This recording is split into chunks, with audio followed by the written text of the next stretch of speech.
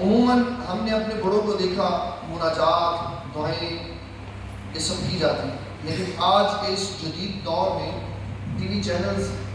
سامنے لگے ہوئے ہیں، مشہوریاں چل رہی ہیں، ایڈورٹائز چل رہی ہے اور آوازیں آ رہی ہیں مختلف افراد کی اور ہم ان کو سن رہے ہیں۔ اور وہ جو قرب کا وقت تھا جس کے بارے میں نبی صلی اللہ علیہ وسلم نے فرمایا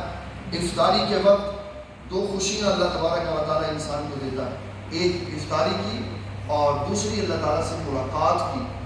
تو یہ دو خوشیاں توجہ ہٹا دی، توجہ کسی اور طرف چلی گئی، تو معاملہ یہ ہوا کہ وہ وقت ہمارے ہاتھ سے نکل گیا کہ اللہ تعالیٰ جل جلالہ کی بارگاہ میں قرب والا تھا۔